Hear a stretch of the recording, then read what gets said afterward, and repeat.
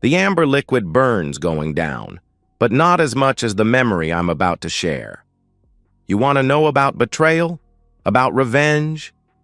Pull up a chair and let me tell you about the most elaborate con I ever pulled. The one where I made my wife fall in love with a ghost.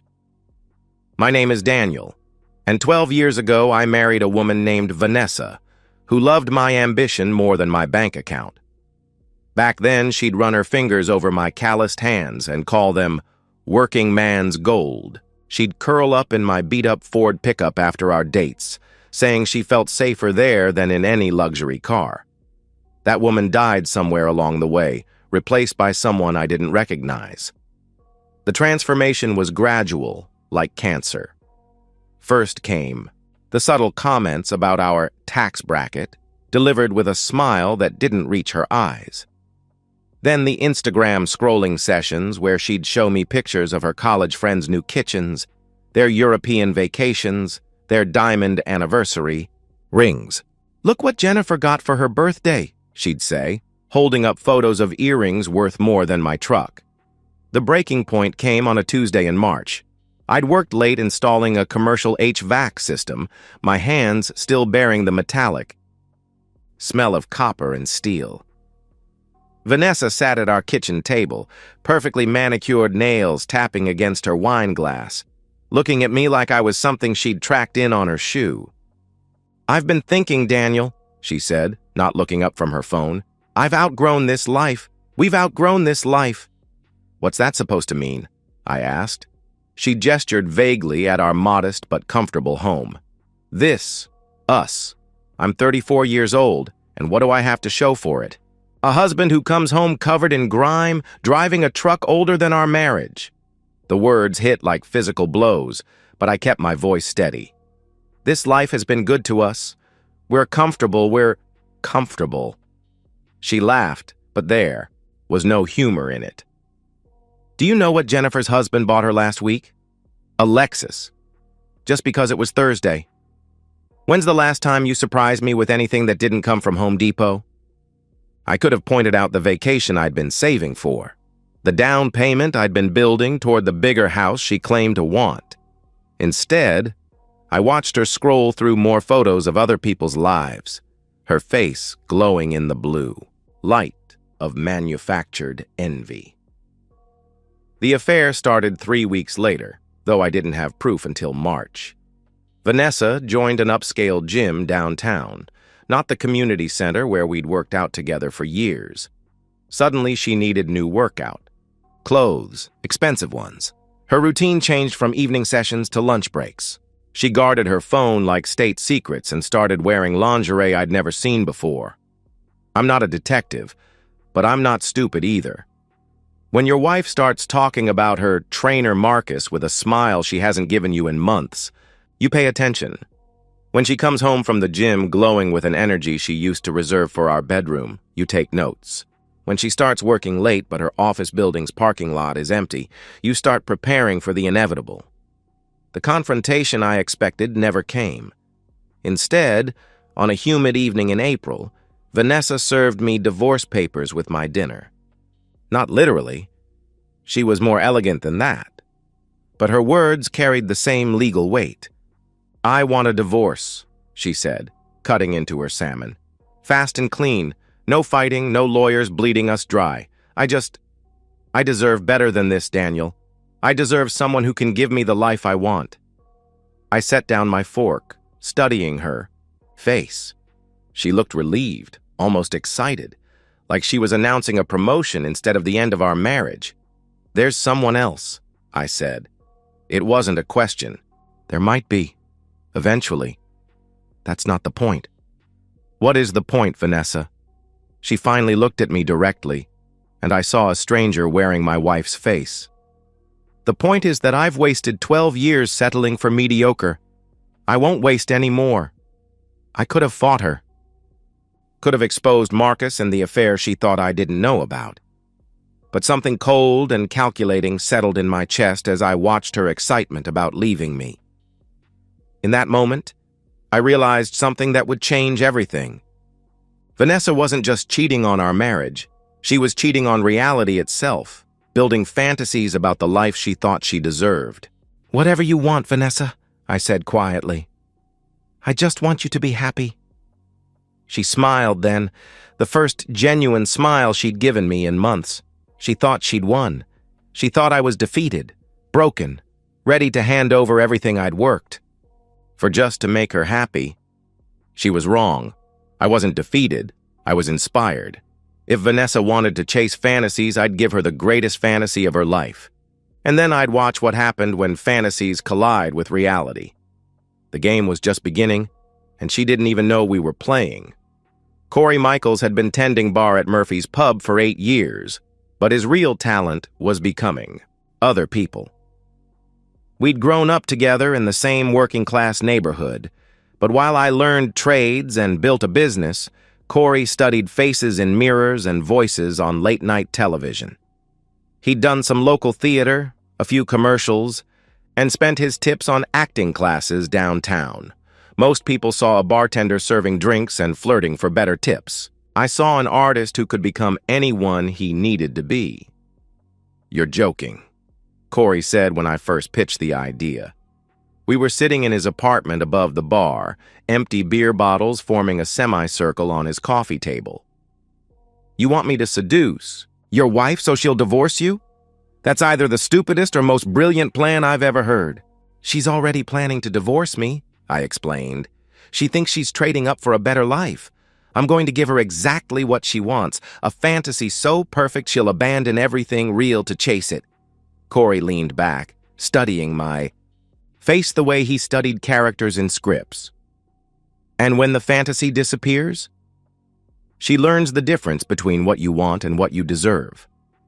The construction of Blake Hartman took 3 weeks of meticulous preparation. We started with the basics, business cards from a fictional investment firm, complete with a downtown address that belonged to a shared office space Corey could rent by the hour. His headshots became Blake's LinkedIn profile photos, doctored to look more casual and candid. We rented luxury cars by the day, different models to suggest he owned multiple vehicles, rather than leasing them for specific occasions. The most expensive part was the wardrobe. Blake needed to look like old money, not new flash.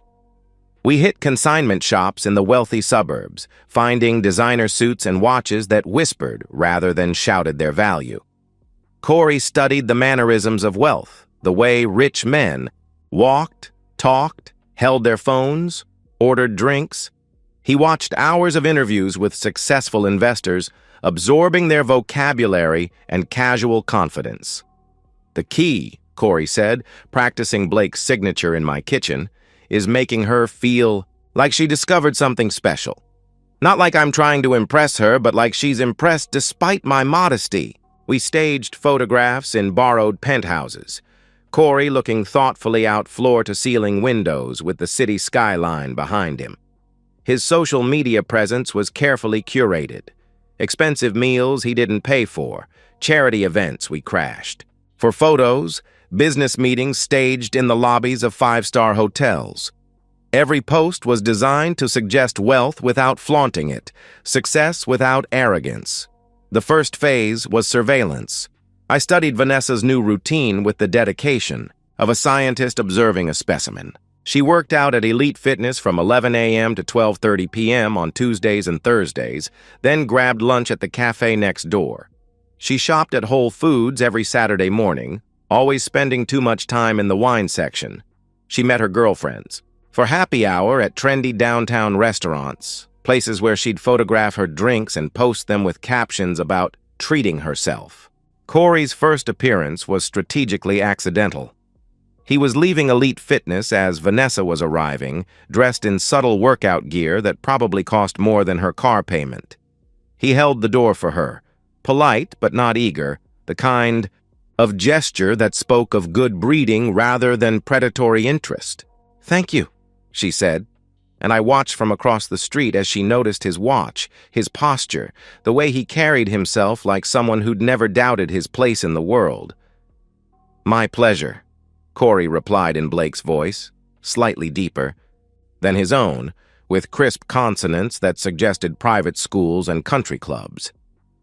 The second encounter came 3 days later at the Whole Foods wine section. Blake was studying a bottle of Bordeaux when Vanessa approached the same shelf. They struck up a conversation about wine regions, Corey drawing on knowledge he'd crammed from sommelier websites and YouTube videos. He recommended a moderately expensive bottle. Nothing flashy, just good taste backed by quiet confidence. "You seem to know your wines," Vanessa said, and I could see the interest kindling in her eyes. "My father always said wine was one of life's few perfect pleasures," Blake replied, then smiled self-consciously. "Sorry, I know that sounds pretentious." "Not at all. It sounds sophisticated." By the time Vanessa arrived home that evening, she was different. Not dramatically, but in the small ways I'd learned to read after 12 years of marriage. She hummed while making dinner. She checked her phone more frequently. She chose her outfit for the next day with unusual care. The gym affair with Marcus began cooling immediately, though Vanessa didn't realize it yet. Her attention was shifting towards something more exciting, more promising. Blake represented everything Marcus wasn't: established, mature, offering. The lifestyle she'd been craving instead of just afternoon workouts and hurried encounters. Over the following weeks, I orchestrated chance meetings between Blake and Vanessa. He appeared at her favorite coffee shop, dressed for a business meeting that never quite materialized. They encountered each other at art gallery openings, events Blake attended because he believed in supporting local culture. Each interaction was perfectly calibrated, friendly but not pushy, interested but not desperate, wealthy but not ostentatious. The twisted satisfaction I felt watching my wife fall for another man was unlike anything I'd experienced. Every smile she gave Blake, every laugh at his carefully rehearsed jokes, every moment of excitement when she received his texts. It was all my creation. I was the author of her fantasy, the architect of her dreams, and soon I would be the destroyer of both. The beautiful irony was that Vanessa was falling in love with everything she thought she wanted in me but better. Blake had ambition without the dirt under his fingernails. He had success without the struggle. He offered her luxury without asking her to appreciate the work that created it. As May turned to June, Vanessa grew increasingly distant from me and increasingly infatuated with Blake.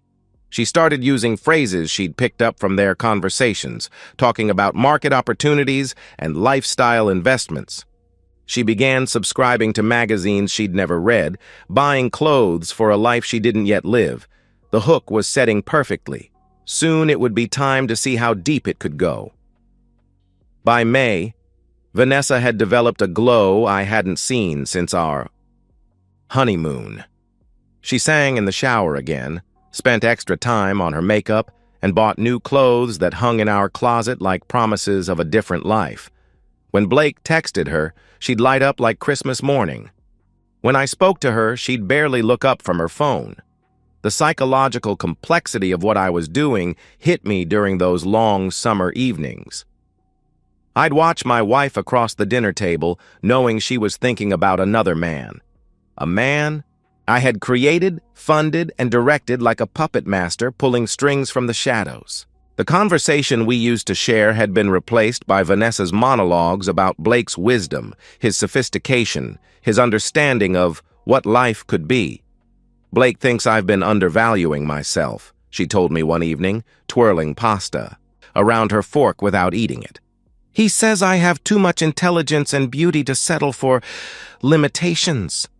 Limitations? I kept my voice neutral, though the word landed like a slap. "You know what I mean, Daniel? We've boxed ourselves into this small life when there's so much more available. Blake sees potential in me that maybe I'd forgotten about." What she didn't know was that every insight Blake shared, every expensive gift he gave her, every romantic gesture that made her feel special, it was all funded by me. I'd sold 2 pieces of equipment from my business, taken a strategic loan against assets that wouldn't show up in divorce proceedings, and liquidated some investments Vanessa didn't know about. Every dollar Blake spent seducing my wife away from me came from my own bank account. The first expensive gift was a pearl necklace Blake presented over dinner at the city's most exclusive restaurant. "I saw these and thought of you," he said, his voice carrying just the right mix of confidence and vulnerability. "You have the kind of elegance that deserves beautiful things."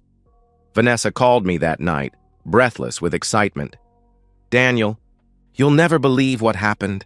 Blake gave me these incredible pearls. I've never owned anything so beautiful." "That's nice," I managed to say. "He must really care about you." "He does. He says he's never met anyone like me." I wanted to tell her that Blake had never met anyone at all because Blake didn't exist.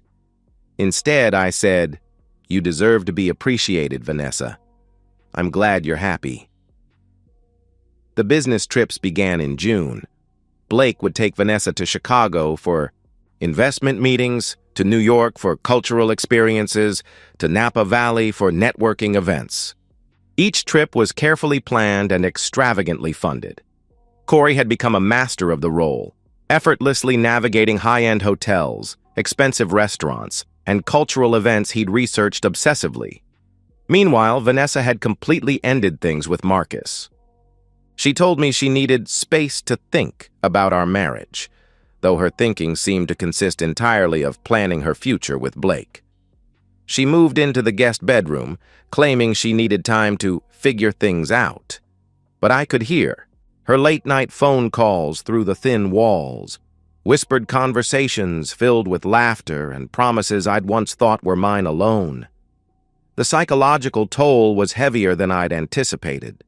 Some nights I'd lie awake questioning whether I'd gone too far, whether the elaborate deception made me as manipulative as the woman I was trying to punish. But then morning would come, and Vanessa would ignore me completely while texting Blake good morning messages, and my resolve would harden again. The most devastating scene came in early July.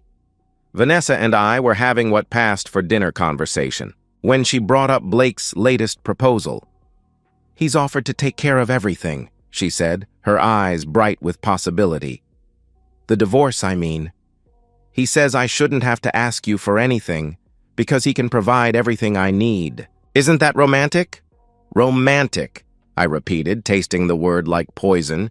"He wants me to be free of all this." She gestured vaguely at our home, our life, our history together.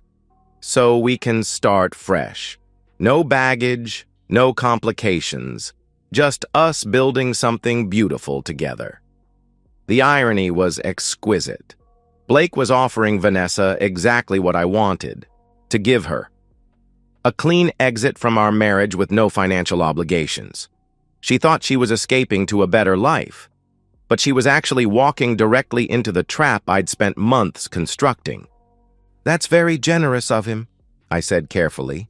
"And what do you want, Vanessa?" She looked at me directly for the first time in weeks. "I want what I've always wanted, Daniel. I want more than this. I want a life that matches my dreams instead of limiting them. Blake can give me that life. And if he can't, he can." Her voice was absolute, unshakable faith in a man who didn't exist. "He's not like... He's different. He sees possibilities where others see problems. He creates opportunities instead of settling for circumstances." 2 days later, Vanessa asked me for the divorce. She sat across from me at our kitchen table, the same table where she'd first announced her dissatisfaction with our life, holding herself with the posture of someone about to announce a promotion. "I want to end this, Daniel. Our marriage. I want to file for divorce." I let the words hang in the air between us. "Any particular reason?" "I think we both know we've grown apart. We want different things. I've found someone who shares my vision for what life could be. Blake." "Yes, Blake." She said his name like a prayer. "He's asked me to marry him. After the divorce is final, of course. And you said yes." I said yes. She was glowing again, radiating happiness at the prospect of leaving me. "He's everything I didn't know I was looking for, Daniel. He makes me feel alive in ways I'd forgotten were possible." I nodded slowly, as if processing this information for the first time. What do you want from me? From the divorce, I mean? Nothing. The word came out quickly, proudly. Blake says I don't need anything from you because he can provide everything I could ever want. I don't want your business, your assets, alimony, nothing. I just want to be free to start my new life. That's very generous. It's fair. You built your business before we met. You deserve to keep what you worked for. She paused, then added with devastating sincerity. Besides, Blake says taking money from you would taint our fresh start. He wants to provide for me himself. I acted like the wounded but gracious husband she expected me to be. I appreciate you being so reasonable about this. I know it can't be easy. Actually, it is easy. She smiled, and for a moment she looked like the woman I'd fallen in love with 12 years ago. When you know what you want, the choices become simple. I want Blake. I want the life he's offering. Everything else is just details. The hook had set completely. Vanessa believed she was trading up, escaping a mediocre life for something extraordinary. She was willing to abandon everything we'd built together because Blake had convinced her she deserved better. Soon she would learn exactly what she deserved. The final week of July arrived like the last act of a carefully orchestrated play. Everything was in position. The divorce papers were signed. Vanessa had moved into a furnished apartment downtown to prepare for her new life, and Blake had promised to take her to Europe to celebrate their engagement. The countdown to destruction had begun. Corey and I spent hours perfecting the final phase. Blake would gradually become less available, creating mysterious business emergencies that required his immediate attention. Important deals that couldn't wait. Urgent meetings with overseas investors. The kind of high-stakes drama that made Vanessa feel she was living in a romance novel instead of a revenge story. I'm starting to feel bad about this, Corey admitted, over coffee, studying the script we'd written for Blake's final performance. She really believes in him, in us, in the whole fantasy. She believed in destroying our marriage to get it, I replied, my voice harder than I'd intended. She threw away 12 years for a man she'd known for 3 months. That's not love. It's greed dressed up as romance. The psychology of what we were doing was complex and dark. Part of me felt a twisted satisfaction watching Vanessa plan her future with Blake, buying new clothes for European trips that would never happen, researching neighborhoods where they might buy a house together. But there were moments, usually, late at night when I'd see her apartment lights still on across the city, when I wondered if I was destroying the woman I'd once loved or revealing who she'd always been underneath. Blake's availability decreased strategically. Phone calls became shorter and less frequent. Romantic dinners were canceled for urgent business meetings. Text responses grew delayed and distracted. When Vanessa complained, Blake would shower her with apologies and expensive gifts, jewelry that cost me a small fortune, flowers that filled her apartment with the scent of false promises. I'm sorry, darling, Blake would say, using endearments that made Vanessa melt every time. This Singapore deal is more complex than expected, but once it's closed, we'll have all the time in the world. Paris, London, anywhere you want to go. Vanessa ate it up. The busier Blake became, the more valuable she felt. She bragged to her friends about her fiancé's international business deals, his connections with European investors, the penthouse he was buying in the city center. She showed them photos of the engagement ring Blake had designed specifically for her, a ring that had cost me 3 months of profits and that she wore like a trophy of her superior choices. The final dinner was planned for Friday evening at the city's most expensive restaurant. Blake spared no expense. Champagne that cost more per bottle than most people spent on groceries, courses prepared by a celebrity chef, a private dining room with views of the city lights. It was the perfect romantic finale to their whirlwind relationship. To new beginnings, Blake toasted, raising his glass to Vanessa's radiant face. To the life we're going to build together. To us? Vanessa replied, her voice thick with emotion. To finally finding what I was looking for. Blake had become even more perfect that evening, attentive, romantic, full of specific plans for their future. He described the house he wanted to buy them in the suburbs, complete with the garden where Vanessa could pursue the photography hobby she'd abandoned years ago. He talked about the trip to Italy where they'd spend their honeymoon, the art galleries. In Florence, the gondola rides in Venice. I've never been happier, Vanessa told him, tears of joy glittering in her eyes. I never knew life could feel this perfect. This is just the beginning, Blake promised, taking her hand across the table. Wait until you see what we're going to build together. I'm going to spend the rest of my life making sure you have everything you've ever dreamed of. The final text exchange happened Sunday evening. Blake had been unreachable all weekend, supposedly dealing with an urgent crisis involving the Singapore investors. When he finally contacted Vanessa, his messages were brief and distracted. Blake. Sorry, love. Crazy weekend with the deal. Everything's falling into place perfectly. Vanessa. I've been worried sick. When can we talk properly? Blake. Tomorrow. I promise. Once this is resolved, we'll never be apart again. Vanessa. I love you. I can't wait to start our real life together. Blake. Soon, darling. Very soon. Monday morning, Blake Hartman ceased to exist. His phone number was disconnected. His social media accounts vanished overnight. The LinkedIn profile disappeared. The business address led to an empty office space with a for lease sign in the window. Every trace of Blake's digital existence was systematically erased, as if he'd never existed at all. Vanessa's first text to the disconnected number was confused but optimistic. Vanessa, Blake? Your phone seems to be off. Call me when you get this. The second was worried. Vanessa, Blake, I'm getting scared. Please call me. Whatever's wrong, we can fix it together. By Wednesday, panic had set in. Vanessa, I went to your office and it's empty. I called the company and they said they never heard of you. What's happening? Thursday brought desperation. Vanessa, I know you're real. I know what we have is real. Please don't disappear on me. I left everything for you. Friday's message was heartbreaking in its complete surrender. Vanessa, I'm yours. I'm free. Just like you wanted. Please don't leave me here alone.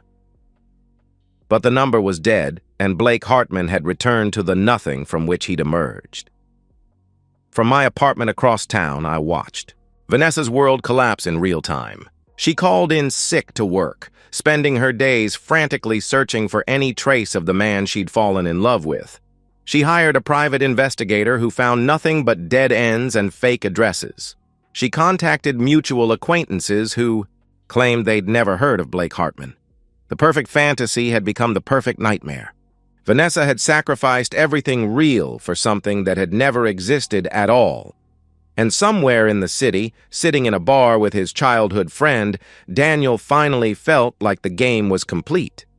Murphy's Pub looked exactly the same as it had 5 months ago, before Blake Hartman existed, before Vanessa discovered what she thought she deserved, before I learned how far I was willing to go for revenge. The amber lighting cast the same shadows across the worn wooden tables, and Corey was polishing glasses behind the bar with the same methodical rhythm he'd maintained for years.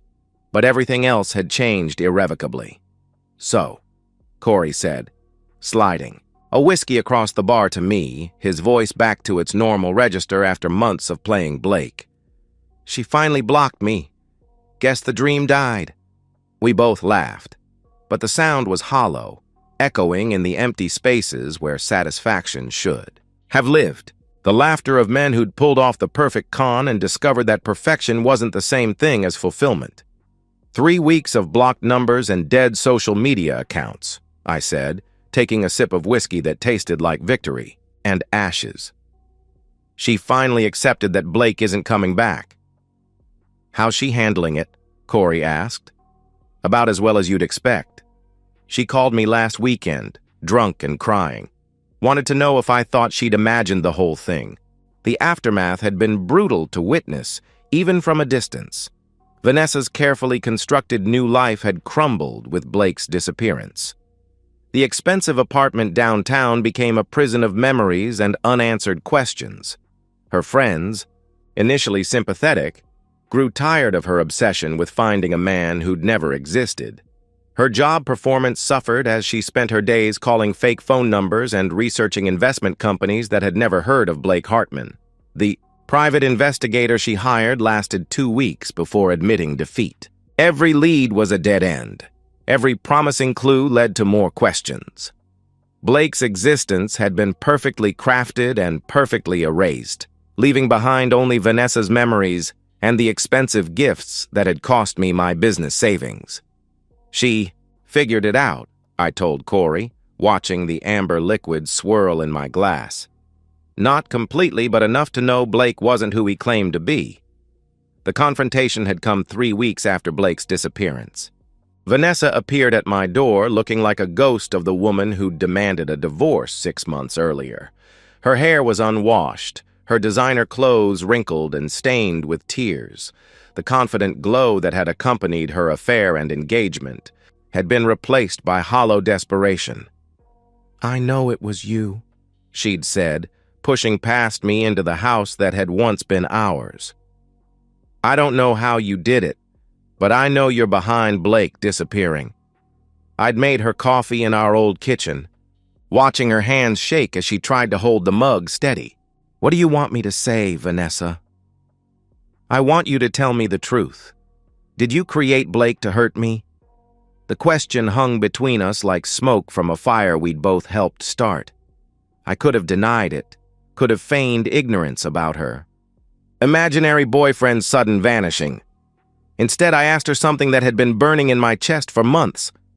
"How does it feel to get exactly what you asked for? A clean divorce, no assets, no strings attached. You're free to pursue any life you want now." Her face crumpled then, all the arrogance and superiority dissolving into raw pain. "I loved him. I loved him more than I ever loved anything." "You loved what he represented. The money, the lifestyle, the escape from the ordinary life you'd decided wasn't good enough. You didn't love Blake. You loved what you thought he could give you." "That's not true, isn't it? You knew him for 3 months, Vanessa. 3 months, and you were ready to throw away 12 years of marriage. What does that say about what you thought our relationship was worth?" She'd left without answering, but her silence was confirmation enough. Corey poured himself a drink and settled into the bar stool beside me. "Do you feel better, now that it's over?" The question I'd been avoiding for weeks demanded an honest answer. Did I feel better? Had revenge provided the satisfaction I'd imagined during those long months of planning and execution? "I feel empty," I admitted. "Like I won a game nobody was keeping score of." The truth was more complex than simple satisfaction or regret. Watching Vanessa suffer had provided moments of dark gratification, the poetic justice of seeing her realize that chasing fantasies led to nothing but emptiness. But those moments were brief, replaced by a growing awareness that I'd destroyed not just her illusions, but something essential in myself. "The worst part is that I was right," I continued. "Everything I suspected about who she'd become, everything I thought she valued more than our marriage, Blake proved all of it. She chose money over loyalty, fantasy over reality, potential over history. She showed me exactly who she was." "And who are you now?" Corey asked. That was the question that haunted my quiet evenings in the house that felt too big without Vanessa's presence. Who was I? The wronged husband seeking justice? The calculated manipulator who'd orchestrated an elaborate deception? The man who'd spent his own money to seduce his wife away from himself? "I'm someone who learned that getting what you want isn't the same as wanting what you get," I said finally. Vanessa had called one last time the previous Tuesday, 4 months after Blake's disappearance. Her voice was different, smaller, defeated, but somehow clearer than it had been in years. "I know you'll never forgive me," she'd said, "but I need you to know that I understand now. What I did to our marriage, what I valued more than what we had. Blake wasn't real, but what I felt for him was. And that feeling showed me how far I'd drifted from the person I used to be." "What are you going to do now?" I'd asked. "I don't know. Learn to live with the consequences, I guess. Learn to tell the difference between what I want and what I need." She'd paused then, and I could hear her breathing across the digital silence between us. "I'm sorry, Daniel, for all of it. For what I became, for what I chose, for making you feel like you had to do what you did to make me see it." The apology had surprised me, not because I'd expected it, but because it no longer mattered. The woman apologizing wasn't the woman I'd married, and she wasn't the woman who'd demanded a divorce. She was someone new, forged in the crucible of consequences she'd never seen coming. "You know what the real irony is?" I told Corey as last call approached. "Blake was everything I could have been if I'd focused on money instead of building something real. He had all the surface qualities she thought she wanted in a partner, but he was empty underneath, just like the fantasies she'd been chasing." "And now?" Corey asked. "Now she knows the difference between fool's gold and the real thing. Unfortunately, she learned it too late to matter. The bar was closing around us, chairs being stacked on tables and lights being dimmed. Corey and I finished our drinks in comfortable silence. Two old friends who'd pulled off the impossible and discovered it was perfectly hollow. As I walked home through streets that looked the same but felt different, I reflected on the lesson, buried in the wreckage of my marriage. Sometimes the best revenge isn't hurting someone. It's letting them run headfirst into their own fantasy and making sure the ground disappears right before they land. Vanessa had gotten exactly what she'd asked for: freedom from the limitations of our ordinary life, the chance to chase something extraordinary, the opportunity to discover what she was really worth in the marketplace of dreams. The price of that education had been everything she'd actually possessed, and somehow that felt like justice, even if justice tasted like ashes and regret. Served. In equal measure on both sides of a relationship that had died long before Blake Hartman was born and buried. The perfect con was complete. The only question left was whether anyone had actually won. And that's the end of today's story. If you enjoyed it, please give this video a thumbs up and drop a comment below. Your support helps the algorithm push my content further. If you're new to the channel, don't forget to hit that subscribe button. It really helps me keep creating more stories for you. Thanks for watching, and I'll see you in the next one.